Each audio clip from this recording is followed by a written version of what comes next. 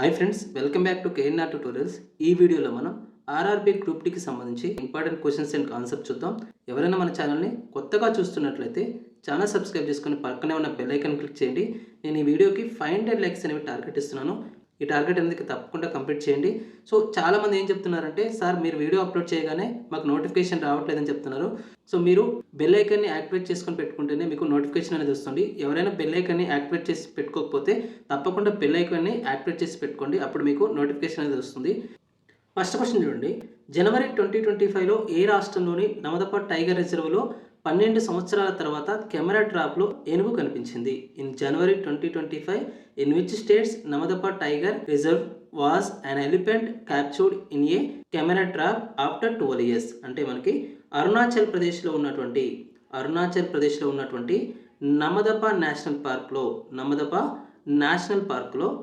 2025 జనవరిలో 12 years తర్వాత 12 years తర్వాత ఒక ఎలిఫెంట్ అనేది కనిపించడం జరిగింది. సో ఇక్కడ నమదప నేషనల్ పార్క్ అనేది అరుణాచల్ ప్రదేశ్లోని చాంగ్లాంగ్ జిల్లాలో ఉంది. So very very important. Namdapha national park అనేది ఎక్కడుందని కూడా మనకి అడిగే అవకాశం ఉంటుంది, గుర్తుపెట్టుకోండి. నెక్స్ట్ క్వశ్చన్ చూడండి.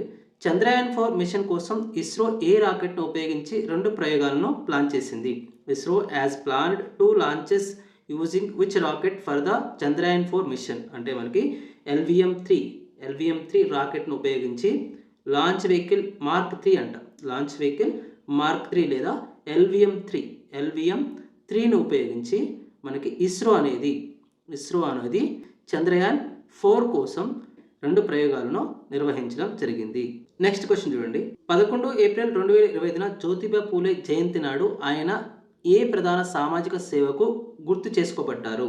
On April 11th 2025 on the birth anniversary of Jyotiba Phule for which major social contribution was he remembered? Jyotiba Phule యొక్క జయంతిని ప్రతి సంవత్సరం ఎప్పుడు జరుపుకుంటామంటే 11th ఏప్రిల్న జరుపుకుంటాం.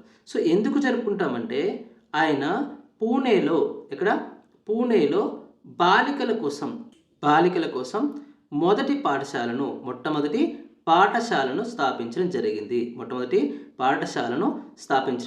ఎవరితో కలిసి అంటే ఆయన భార్య అయినటువంటి సావిత్రిబాయి ఫూలేతో కలిసి ఆయన ఈ పాఠశాలను స్థాపించారు. అందుకు గాను 11th ఏప్రిల్న ప్రతి సంవత్సరం కూడా 11th ఏప్రిల్న ఆయనని మనం స్మరించుకుంటాము. సో ఆప్షన్ సి అనేది మనకి కరెక్ట్ ఆన్సర్ అవుతుంది. నెక్స్ట్ క్వశ్చన్ చూడండి. కేంద్ర బడ్జెట్ 2025-26 ప్రకారం సముద్ర అభివృద్ధి నిధి కోసం ఎంత మొత్తం కేటాయించారు? According to union budget 2025-2026 how much amount has been allocated for the maritime development fund? అంటే మనకి 2025-26 బడ్జెట్లో మనకి మ్యారిటైమ్ డెవలప్మెంట్ ఫండ్ కోసం ఎంత కేటాయించారంటే 25,000 కోట్లని కేటాయించడం జరిగింది. ఓకేనా? సో మనకి ఆప్షన్ సి అనేది కరెక్ట్ ఆన్సర్ అవుతుంది. ఫ్రెండ్స్, మనకి ఏఎన్ఆర్ ట్యూటోరియల్స్ నుంచి 2025కి సంబంధించి జనవరి టు నవంబర్ వరకు 11 months కరెంట్ అఫైర్స్ పీడిఎఫ్ని కేవలం 19 రూపీస్కి అందించడం జరుగుతుంది. ఆర్ఆర్బీ గ్రూప్ డి ఎగ్జామ్స్లో చాలా సిప్స్లో ఈ పీడిఎఫ్ నుంచి చాలా క్వశ్చన్స్ అనేవి రిపీటెడ్గా అడుగుతున్నారు.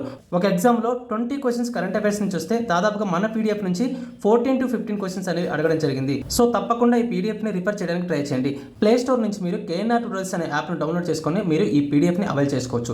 లేదంటే యాప్కు సంబంధించిన లింక్ అనేది నేను కామెంట్ సెక్షన్లో మరియు డిస్క్రిప్షన్లో ఇస్తాను. అక్కడి నుంచి కూడా మీరు యాప్ను డౌన్లోడ్ చేసుకొని ఈ పీడిఎఫ్ని అవైల్ చేసుకోవచ్చు. నెక్స్ట్ క్వశ్చన్ చూడండి. భారతదేశం యొక్క మొదటి విద్యా ఉపగ్రహంగా దీనిని అంకితం చేశారు?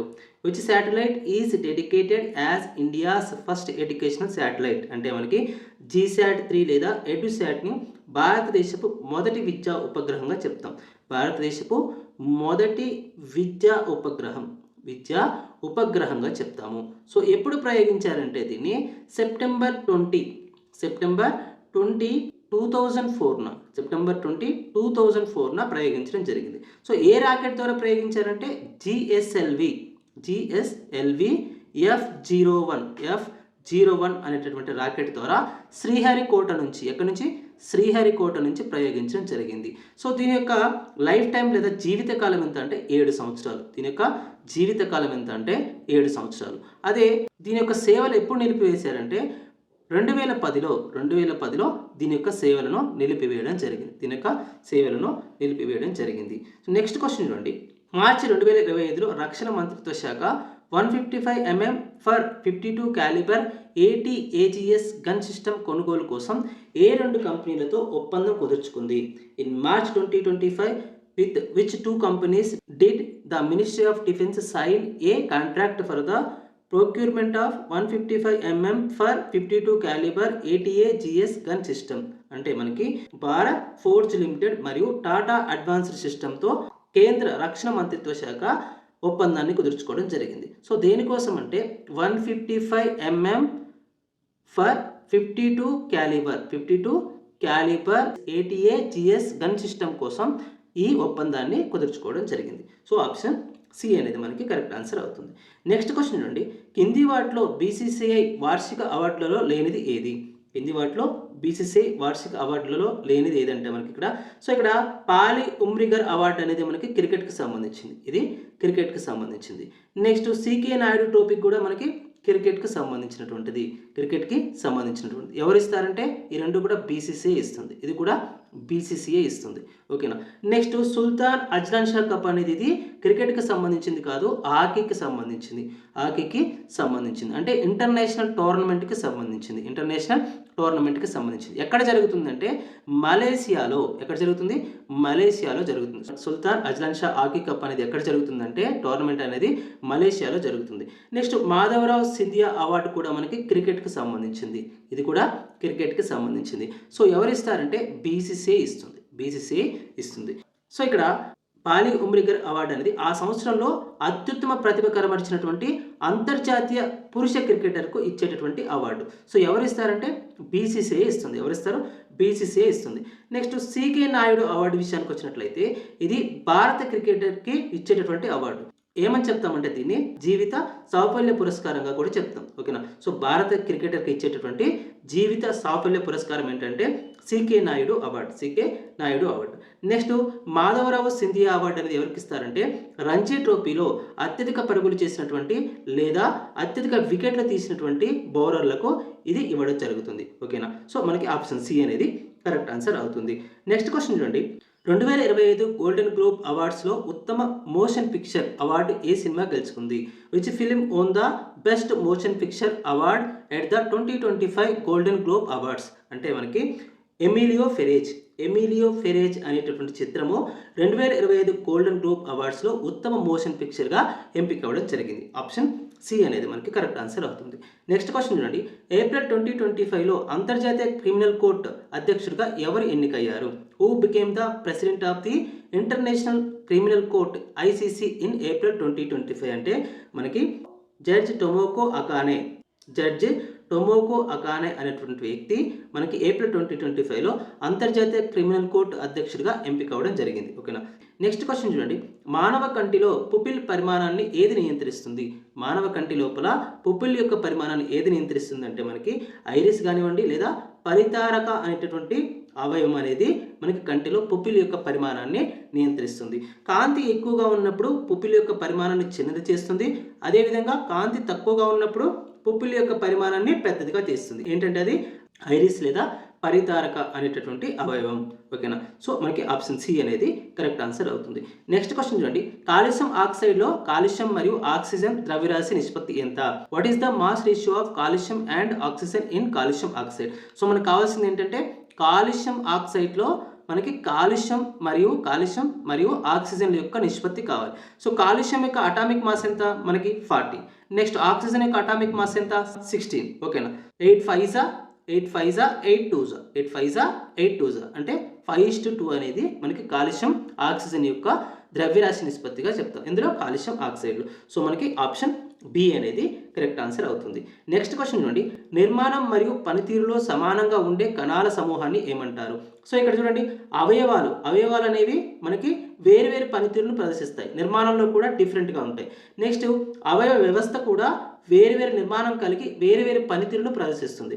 నెక్స్ట్ జీవులన్నీ కూడా ఒకే నిర్మాణాన్ని కలిగి ఉండవు. అదేవిధంగా ఒకే పనితీరును కూడా ప్రదర్శించవు. కానీ కణజాలంలో ఉన్నటువంటి కణాలు అనేవి ఒకే విధమైనటువంటి నిర్మాణాన్ని కలిగి ఉండి అవి ఒకే విధమైనటువంటి పనితీరుని ప్రదర్శిస్తాయి. సో మనకి కరెక్ట్ ఆప్షన్ ఏంటి? ఆప్షన్ బి అనేది మనకి కరెక్ట్ ఆన్సర్ అవుతుంది. నెక్స్ట్ క్వశ్చన్ చూడండి. సోడా మరియు శీతల పానీయాలలో CO2 ద్రావణీయతను పెంచడానికి సీసాలను ఏ స్థితిలో సీల్ చేస్తారు? To increase the solubility of CO2 in soft drinks and soda water bottles are sealed under what condition? అంటే మనకి ఇక్కడ బాటిల్స్ లోపల హై ప్రెషర్. సో ఇది మనకి సాఫ్ట్ డ్రింక్ అనుకోండి. సాఫ్ట్ డ్రింక్ లోపల CO2ని అధిక పీడనం వద్ద బంధిస్తారు లేదా హై ప్రెషర్ వద్ద స్టోర్ చేయడం జరుగుతుంది. సో మనకు కరెక్ట్ ఆప్షన్ ఏమవుతుంది? ఆప్షన్ సి అనేది కరెక్ట్ ఆప్షన్ అవుతుంది. నెక్స్ట్ క్వశ్చన్ చూడండి. భౌతిక సిగ్నల్ను ఎలక్ట్రిక్ సిగ్నల్గా మార్చే పరికరం ఏది? Which device is used to convert any physical signal into an electric signal? అంటే మనకి ట్రాన్స్డ్యూసర్ని మనము ఫిజికల్ సిగ్నల్ని మనం ఎలక్ట్రిక్ సిగ్నల్గా మార్చడం కోసం ఉపయోగిస్తాం. సో ఇక్కడ ట్రాన్స్ఫార్మర్ దేనికోసం ఉపయోగిస్తామంటే ఇది విద్యుత్ శక్తిని ఒక సర్క్యూట్ నుండి మరొక సర్క్యూట్కు మారుస్తుంది. ఇది విద్యుత్ శక్తిని ఏం చేస్తుందంటే ఒక సర్క్యూట్ నుంచి మరొక సర్క్యూట్కి మారుస్తుంది. సో అంటే వోల్టేజ్ని పెంచడానికి లేదా తగ్గించడానికి మనం ట్రాన్స్ఫార్మర్ని ఉపయోగిస్తాము. నెక్స్ట్ రెక్టిఫైర్ని దేనికోసం ఉపయోగిస్తామంటే ఏసీ కరెంటుని DC కరెంటుగా మార్చడం కోసం మనం రెక్టిఫైర్ని ఉపయోగిస్తాం. అదేవిధంగా యాంప్లిఫైర్ని దేనికోసం ఉపయోగిస్తామంటే బలహీనమైనటువంటి సిగ్నల్స్ని మనం బలమైనటువంటి సిగ్నల్స్గా మార్చడానికి మనం యాంప్లిఫైర్ని ఉపయోగిస్తాము. నెక్స్ట్ క్వశ్చన్ చూడండి. పదార్థ స్థితి మార్పు మరియు ప్రక్రియ సంబంధించి సరికాని జత ఏది? Which match is incorrect regarding the change of state of matter and it's process? అంటే మనకి ఇక్కడ చూడండి, ఘన పదార్థాలు అనేవి ద్రవ పదార్థాలుగా మారడాన్ని మనం ఏమంటాం? ద్రవీభవనం అంటాం. అంటే సాలిడ్స్ లిక్విడ్గా మారడాన్ని మెల్టింగ్ అంటాం. నెక్స్ట్ ద్రవ పదార్థాలు అనేవి వాయు పదార్థాలుగా మారడాన్ని మనం ఏమంటాం? బాష్పీభవనం అంటాం. అంటే లిక్విడ్స్ గ్యాస్గా మారడాన్ని ఎవాపరేషన్ అంటాం. నెక్స్ట్ చూడండి, ఘన పదార్థాలు అనేవి డైరెక్ట్గా వాయు పదార్థాలుగా మారడాన్ని మనం ఏమంటాం? ఉత్పతనం అంటాం. అంటే సాలిడ్స్ అనేవి నేరుగా గ్యాస్గా మారడాన్ని సబ్లిమేషన్ అంటాం. సో ఇక్కడ సి చూడండి, ఇక్కడ వీడు ఏమంటున్నాడంటే వాయువు నుండి ద్రవాలు ఏర్పడడాన్ని మనం ఉత్పతనం అంటున్నాడు. సో ఇది రాంగ్ కాదు. ఎందుకంటే ఆప్షన్ డి చూడండి, ఘనం నుండి వాయువు వస్తే దాన్ని మనం ఉత్పతనం లేదా సబ్లిమేషన్ అంటాం. కానీ ఇక్కడ వాయువు నుండి ద్రవం ఉత్పతనం అంటున్నాడు. సో ఇది మనకి రాంగ్ అవుతుంది. ఇచ్చిన వాటిల్లో ఇది రాంగ్ అవుతుంది. ఆప్షన్ సి అనేది మనకి కరెక్ట్ అవుతుంది. ఓకేనా. నెక్స్ట్ క్వశ్చన్ చూడండి. గాజును కరిగించగల ఆమ్లం ఏది? Which acid can dissolve glass? అంటే మనకి ఇక్కడ హైడ్రోఫ్లోరిక్ ఆమ్లం అనేది గ్లాస్ను కరిగిస్తుంది. సో ఇక్కడ చూడండి, హైడ్రోక్లోరిక్ ఆమ్లం HClని మనం గ్లాస్లో స్టోర్ చేస్తాం, గ్లాస్ బాటిల్లో స్టోర్ చేస్తాం. అదేవిధంగా మనం H2SO4ను కూడా మనం గ్లాస్లో స్టోర్ చేయగలం. నెక్స్ట్ HNO3ని కూడా గ్లాస్లో స్టోర్ చేయగలం. కానీ HFని అంటే హైడ్రోఫ్లోరిక్ ఆమ్లంని మనం గ్లాస్లో స్టోర్ చేయలేము. ఎందుకంటే ఈ హైడ్రోఫ్లోరిక్ ఆమ్లం అనేది గ్లాస్లో ఉన్నటువంటి SiO2తో రియాక్షన్ జరిపి ఈ గ్లాస్ని కరిగిస్తుంది లేదా మెల్ట్ చేస్తుంది. ఓకేనా. అందుకే మనం ఈ హైడ్రోఫ్లోరిక్ ఆమ్లంని గ్లాస్లో మనం నిల్వ చేయలేం. సో ఇక్కడ చూడండి, గాజుని కరిగించగల ఆమ్లం ఏదంటే మనకి హైడ్రోఫ్లోరిక్ ఆమ్లం. HF అనేది గాజుని కరిగించేటటువంటి ఆమ్లంగా మనం చెప్తాం. ఆప్షన్ డి అనేది మనకి కరెక్ట్ ఆన్సర్ అవుతుంది. నెక్స్ట్ క్వశ్చన్ చూడండి. ఒక వాహకంలో ఎలక్ట్రాన్లు ఏ నుండి బికి ప్రవహించడానికి ఏది కారణం? ఒక వాహకంలో ఎలక్ట్రాన్లు ఏ బిందువు నుండి బి బిందువుకి ప్రయాణించడానికి లేదా ప్రవహించడానికి ఏది కారణం అంటే మనకి వోల్టేజ్ లేదా పొటెన్షియల్లో తేడా అనేది కారణం అవుతుంది. Which force is responsible for the flow of electrons from A to B through a conductor? అంటే మనకి difference in voltage or potential అనేది కరెక్ట్ ఆన్సర్ అవుతుంది. ఆప్షన్ బి అనేది మనకి కరెక్ట్ ఆన్సర్ అవుతుంది. నెక్స్ట్ క్వశ్చన్ చూడండి. రాకెట్ పనితీరు ఏ సూత్రంపై ఆధారపడి ఉంటుంది? And which principle is the working of a rocket base? అంటే మనకి ఇక్కడ ద్రవ్యవేగ నిత్యత్వ నియమం పైన ఆధారపడి ఉంటుంది. రాకెట్ పనితీరు అనేది ద్రవ్యవేగ నిత్యత్వ నియమం పైన లేదా కన్జర్వేషన్ ఆఫ్ మూమెంటం పైన ఆధారపడి ఉంటుంది. సో ఎప్పుడైనా కూడా ఒక రాకెట్ పనితీరు అనేది ప్రధానంగా 2 సూత్రాలపైన ఆధారపడి ఉంటుంది. ఒకటి న్యూటన్ యొక్క 3వ గమన నియమం, అంటే న్యూటన్స్ యొక్క థర్డ్ లా పైన ఆధారపడి ఉంటుంది. నెక్స్ట్ రెండవది ద్రవ్యవేగ నిత్యత్వ నియమం లేదా కన్జర్వేషన్ ఆఫ్ మూమెంటం పైన ఆధారపడి ఉంటుంది. సో న్యూటన్ యొక్క 3వ గమన నియమం ఏంటంటే మనకి ప్రతి చర్యకు కూడా సమానమైనటువంటి వ్యతిరేక చర్య అనేది ఉంటుంది. ఓకేనా. సో ప్రతి చర్యకు కూడా సమానమైనటువంటి వ్యతిరేక దిశలో ప్రతి చర్య అనేది ఉంటుంది. ఓకేనా. సో నెక్స్ట్ ద్రవ్యవేగ నిత్యత్వ నియమం ప్రకారం ఏంటంటే ఎప్పుడైనా ఒక రాకెట్ని మనం ప్రయోగించేటప్పుడు ఎప్పుడైనా ఒక రాకెట్ని మనం ప్రయోగించేటప్పుడు దానిలో ఉన్నటువంటి ఫ్యూయల్ అనేది మండడం ద్వారా దాని నుంచి విడుదలయ్యేటటువంటి వాయువులు అనేవి కిందికి నెట్టబడతాయి. సో ఏవైతే ఈ వాయువులు ఉన్నాయో ఈ వాయువులు ఏం చేస్తాయంటే ఈ రాకెట్ని పైకి నెడతాయి. అంటే ప్రతి చర్యకు కూడా దానికి వ్యతిరేక దిశలో ప్రతిచర్య అనేది పనిచేస్తుంది అకార్డింగ్ టు ద్రవ్యవేగ నిత్యత్వ నియమం లేదా కన్జర్వేషన్ ఆఫ్ మొమెంటం. ఓకేనా. సో ఈ 2 సూత్రాల ఆధారంగా మనకి రాకెట్ అనేది పనిచేస్తుంది. నెక్స్ట్ క్వశ్చన్ చూడండి.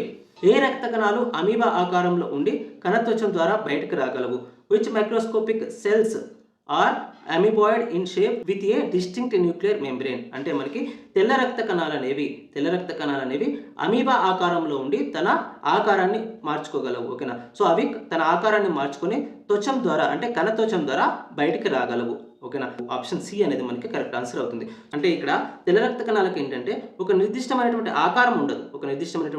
ఆకారం అనేది ఉండదు, కానీ అవి అమీబా లాగా తమ రూపాన్ని మార్చుకోగలవు. అలా మార్చుకొని కణత్వచం ద్వారా బయటికి వస్తాయి. ఓకేనా. సో మనకి ఆప్షన్ సి అనేది కరెక్ట్ ఆన్సర్ అవుతుంది.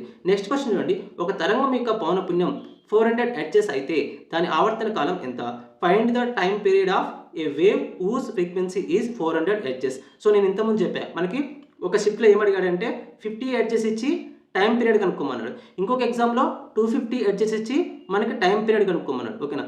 ఒకసారి 50 హెర్ట్జ్, నెక్స్ట్ ఇంకొకసారి మనకి 250 హెర్ట్జ్, నెక్స్ట్ ఇప్పుడు ఏమిచ్చాడు 400 హెర్ట్జ్. సో నేను ఇంతమంది ఏం చెప్పానంటే ఒకవేళ వాడు 500 హెర్ట్జ్ ఇచ్చి నెక్స్ట్ టైం మళ్ళీ క్వశ్చన్ అడిగే అవకాశం ఉంటుందని నేను చెప్పాను, కానీ వాడు 400 హెర్ట్జ్ ఇచ్చి క్వశ్చన్ అడిగాడు. సో మనకి ఎలా చేయాలంటే ఇక్కడ ఆవర్తన కాలం T ఈజ్ ఈక్వల్ టు ఆవర్తన కాలం లేదా time period T is equal to 1/f అంట. ఇక్కడ F ఏంటి? ఫ్రీక్వెన్సీ. మనకి ఫ్రీక్వెన్సీ ఎంత ఇచ్చిండు అంటే మనకి 400 ఇచ్చిండు. 1/400 అవుతుంది. 1/400 అంటే మనకి ఎంత అవుతుంది? ఫస్ట్ 1 400తో పోదు కాబట్టి 0 పాయింట్ పెట్టుకొని ఇక్కడ ఒక 0 పెట్టుకోండి, నెక్స్ట్ ఇంకొక 0 పెట్టుకొని ఇంకొక 0 పెట్టుకోండి ఇక్కడ. సో ఇప్పుడు 100 400తో పోతుందా? పోదు కదా. నెక్స్ట్ ఇంకోటి ఏం చేయండి అంటే మళ్ళీ ఒక 0 పెట్టుకోండి, ఇక్కడ ఒక 0 పెట్టండి.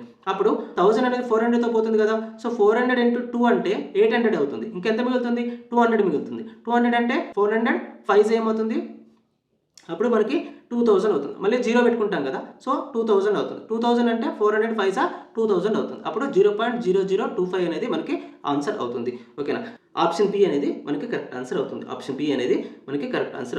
నెక్స్ట్ క్వశ్చన్ నుండి ధ్వని తరంగాలు దేనిలో ప్రయాణించలేవు? In which of the following can sound waves not travel? అంటే మనకి శూన్యంలో ప్రయాణించలేవు. సో ధ్వని ప్రయాణించాలంటే మనకి యానకం అనేది ఉండాలి. సో అది సాలిడ్ కానివ్వండి, లేకపోతే లిక్విడ్ కానివ్వండి, లేకపోతే గ్యాస్ కానివ్వండి. ఇలాంటి ఏదైనా ఒక యానకం ఉన్నప్పుడు మాత్రమే ధ్వని అనేది ప్రయాణం చేయగలుగుతుంది. సో శూన్యంలో అంటే ఎలాంటి వాతావరణం లేనటువంటి ప్లేసెస్లో మనకి ధ్వని అనేది ప్రయాణం చేయలేదు. ఓకేనా. సౌండ్ వేవ్స్ అనేవి మూవ్ అవ్వలేవు. సో ఆప్షన్ డి అనేది మనకి కరెక్ట్ ఆన్సర్ అవుతుంది. ఎవరైనా మన ఛానల్ని కొత్తగా చూస్తున్నట్లయితే ఛానల్ సబ్స్క్రైబ్ చేసుకొని వీడియోని లైక్ చేయండి. అదేవిధంగా నేను ఈ వీడియోకి 500 లైక్స్ అనేది టార్గెట్ ఇస్తున్నాను. తప్పకుండా ఆ టార్గెట్ అనేది కంప్లీట్ చేయండి. మరొక వీడియోలో మరొక ఇంట్రెస్టింగ్ అప్డేట్తో మళ్ళీ కలుసుకుందాం. అంతవరకు సెలవు. జై హింద్.